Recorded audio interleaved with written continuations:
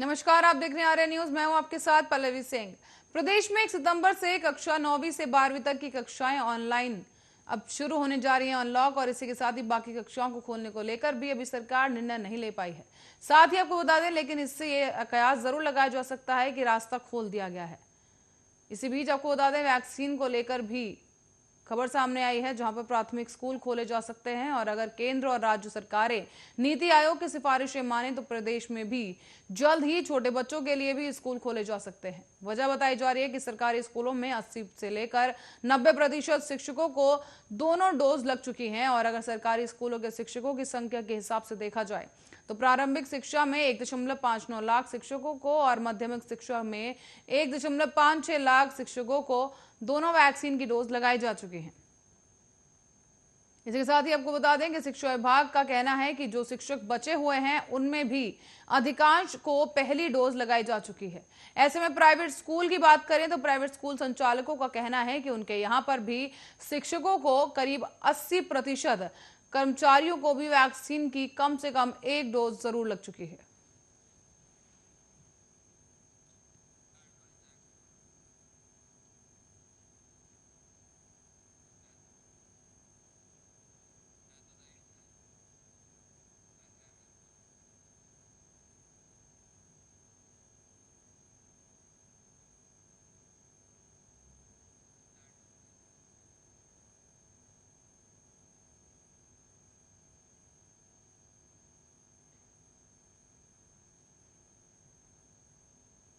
तो वहीं बारिश के इंतजार में प्रदेश का पारा एक बार फिर से चढ़ गया है। बीकानेर, चरू समेत 4 शहरों में 2 दिन का पारा 40 डिग्री से अधिक रहा। तो वहीं चरू में अगस्त में गर्मी ने 19 साल का रिकॉर्ड तोड़ दिया। यहां 42.3 डिग्री की तापमान दर्ज किया गया। जयपुर में भी पारा 2 डिग्री से उछलकर आगे बढ़ गया है। मौसम केंद्र के निदेशक राधेश्याम शर्मा का कहना है कि उड़ीसा के ऊपर बना कम दबाव का सिस्टम कमजोर होकर परिसंचरण तंत्र में परिवर्तित हो चुका है, और इससे पूर्वी राजस्थान में 20 और 21 अगस्त को, पश्चिमी राजस्थान में 20 से लेकर 22 अगस्त के बीच में भारी बारिश की संभावना जताई जा रही है।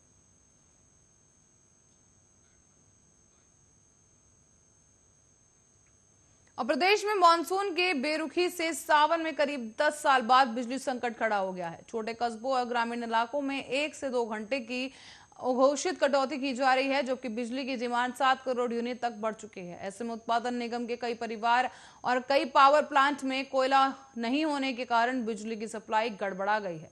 ऐसे में प्रदेश में रोजाना 28 करोड़ यूनिट बिजली सप्लाई हो रही है, जबकि डिमांड 30 करोड़ तक पहुंच गई है। जबकि 2 सप्ताह पहले भी बारिश के दौर में केवल 23 करोड़ यूनिट बिजली सप्लाई होती थी। प्रदेश में काली सिंध पावर प्लांट में बिजली उत्पादन करने के लिए कोयला नहीं है।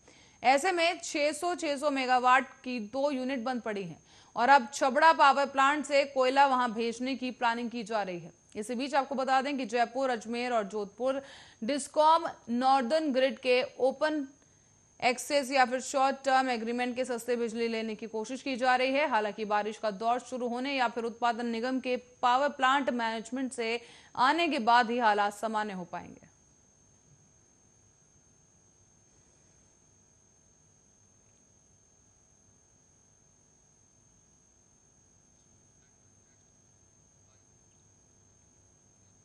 और पूर्वी चंपारण के तुरकौलिया थाना क्षेत्र के खगनी गांव में बुधवार को एक ही फंदे से लटके पति पत्नी का शव बरामद कर लिया गया है। परिजन दूसरे प्रदेश में काम करते हैं और 6 महीने पहले ही दोनों के प्रेम विवाह हुआ था, और इसी बीच अब दोनों की हत्या कर दी गई है।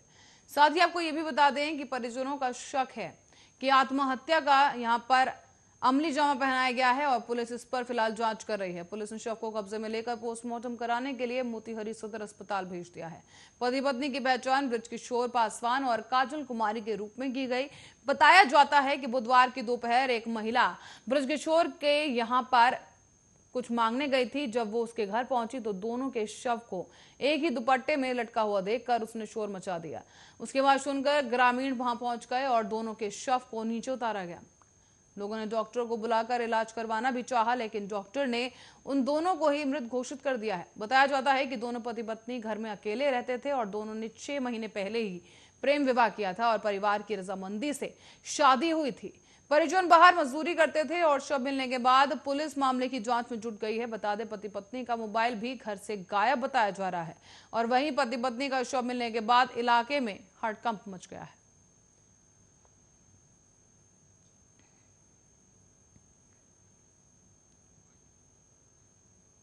राजस्थान के बाड़मेर जिले से एक दर्दनाक घटना सामने आई है, जहां पर शादी के 6 साल बाद संतान नहीं होने पर महिला के साथ देवर के साथ शारीरिक संबंध का मामला सामने आया है। बता दें, इससे इनकार करने पर देवर ने जबरन महिला के प्राइवेट पार्ट्स में चाकू डाल दिया और महिला ने कहा कि उसकी 6 साल पहले शादी हुई थी, लेकिन कोई संतान नहीं होने की वजह से उसके साथ ये बर्बरता की गई। ससुराल के लोग महिला को लगातार प्रताड़ित करते थे और देवर के साथ शारीरिक संबंध बनाने का दबाव डाला करते थे। महिला के मुताबिक प्रताड़ना से बचने के लिए वो कुछ दिन मायके में भी रही, फिर वापस ससुराल आ गई, लेकिन यहाँ आने पर उस पर जुल्म और भी ज्यादा बढ़ने लगा। उसने कहा कि एक दिन पहले ही रात के समय में कमरे में वो सोई थी, लेकिन अचानक से देवर आ गया और वो दुष्कर्म का प्रयास करने लगा।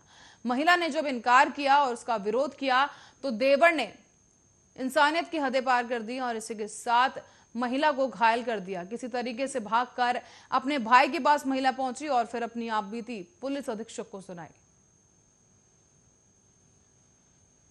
फिलहाल पुलिस ने मामला दर्ज कर आगे की कार्रवाई शुरू कर दी है।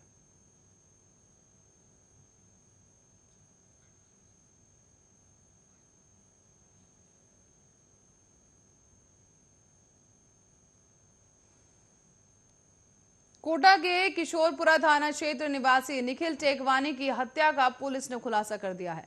3 युवकों को इस पूरे मामले में गिरफ्तार किया गया है। तो वहीं युवकों ने मिलकर लूट की वारदात के चलते और लूट के इरादे से मोबाइल देने के बहाने निखिल को बुलाया था और फिर उसको अगवा कर उसकी हत्या कर दी गई। हत्यारोपियों ने दाड़ देवी के जंगल में कार में आग लगा दी और निखिल का शव कार से 3.5 किलोमीटर दूर मिला।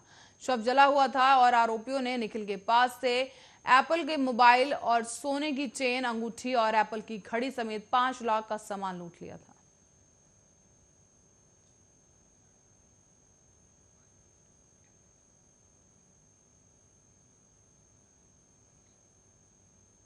और Indira Gandhi urban credit card योजना के माध्यम से अब राजस्थान सरकार छोटे व्यापारियों, विक्रेताओं और ठेला व्यापारियों और असंगठित क्षेत्रों में सेवाएं प्रदान करने वालों को 50,000 रुपए तक का कर्ज देगी, जो कोरोना वायरस संक्रमण के दौरान लगाए गए लॉकडाउन के कारण बेरोजगार हो गए हैं। सरकार का मकसद छोटे व्यापारियों को आर्थिक तंगी के इस संकट का सामना करने से बचाना है और इस योजना के माध्यम से लॉकडाउन के कारण अनौपचारिक व्यापार पर पड़ने वाले दुष्प्रभाव को कम किया जाएगा। ये योजना 6 अगस्त 2021 को शुरू की गई थी और ये 31 मार्च 2022 तक जारी रहेगी। इस योजना के तहत लिया गया कर्ज ब्याज रहित होगा और इस योजना के माध्यम से कर्ज लेने के लिए किसी प्रकार की गारंटी देने की आवश्यकता नहीं होगी। इस योजना के तहत 31 मार्च 2022 तक आवेदन किए जा सकते हैं। साथ ही लाभार्थी को 12 महीने के अवधि के भीतर ही कर्ज चुकाना होगा। जिला कलेक्टर शहरों में इंदिरा गांधी शहरी क्रेडिट कार्ड योजना के नोडल अधिकारी रहेंगे। साथ ही लाभार्थी का सत्यापन अनुविभागीय अधिकारी द्वारा ही किया जाएगा। इस योजना के तहत होने वाले खर्च को राज्य सरकार ही वहन करेगी और इसी के साथ लाभार्थी द्वारा 31 मार्च 2022 तक एक या अधिक किश्तों में क्रेडिट कार्ड या फिर डेबिट कार्ड के माध्यम से कर्ज की राशि वापस ली जा सकती है। कर्ज की रकम को चौथे से 15वें महीने तक 12 समान किश्तों में चुकाया जाएगा और लगभग 5 लाख नागरिकों को पहले आओ पहले पाओ के आधार पर कर्ज उपलब्ध कराया जाएगा।